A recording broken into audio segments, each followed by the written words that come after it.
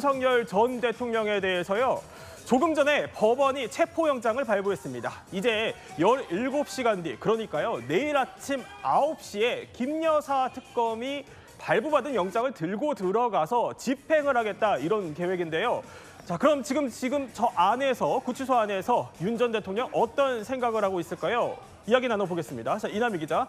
일단 서울구치소 저기 안에 1.8평 남짓한 독방 안에 지금 수감이 되어 있는 것으로 전해지고 있는데, 아니 조금 전에 윤 전 대통령 측에서 건강 관련한 입장을 표명했어요? 그 건강 관련된 입장을 나오기 전에 오늘 그 입장을 낼 수밖에 없는 이유가 있었어요. 네. 지금은 이 시각 지금 서울구치소를 보여드리고 있고요. 오늘 뭐 전현희 의원을 비롯해서 민주당 의원들이 윤석열 전 대통령이 에어컨을 쐬기 위해서 접견을 계속 늘리면서 특혜를 받고 있다. 우리가 확인하러 가겠다 이러면서 오늘 구치소를 방문해서 그 구치소장과 구치소 의료과장에게 윤석열 전 대통령의 건강 상태를 물어본 겁니다. 네. 여기에 대해서 윤석열 전 대통령의 건강은 수사받기 어려울 정도는 아니다. 이런 취지로 그 의사가 밝히기도 했는데요. 일단 그 목소리 들으시고 윤석열 전 대통령 측 입장까지 제가 전해드리겠습니다. 먼저 목소리 들어보시죠.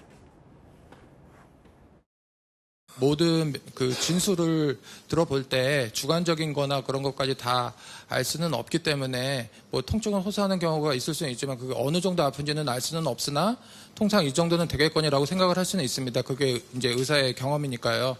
근데 그런 걸로 봤을 때 지금 조사라든지 재판에 가고 이런 거에 있어서 큰 문제점은 없어 보이기는 합니다.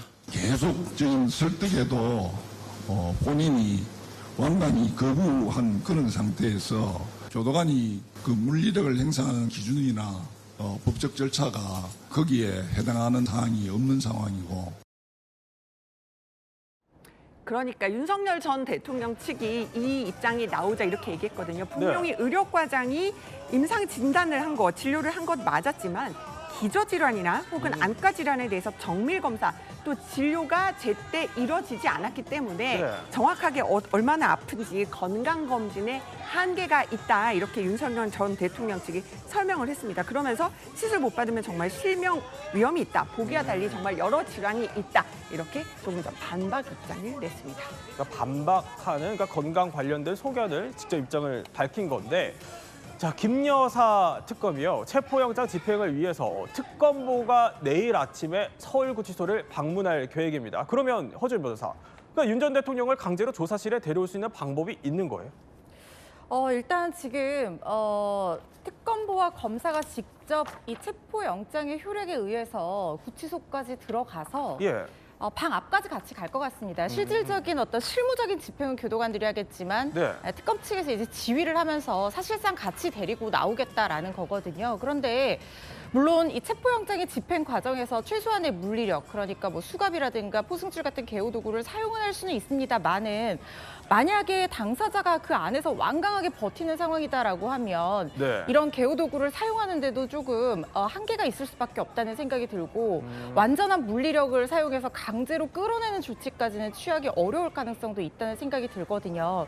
사실 특검 측에서 체포영장을 따로 발부받을 수밖에 없었던 배경은 기존의 내란 특검 측에서 발부받은 구속영장은 사건 단위가 다르기 때문에 이 김 여사 특검 측에서는 이렇게 강제 수사에 들어가려면 체포영장을 발부받을 수밖에 없었을 겁니다. 그런데 방문 조사를 시도하지 않은 상황에서 2번 소환했는데 불응하고 바로 영장을 청구했고 이게 나왔다라는 것은 특검 측에서 인치 절차에도 굉장히 강력하게 어쩌면 동력을 걸어서 데리고 나올 의지를 보이는 것이다라고 얘기할 생각이 되거든요.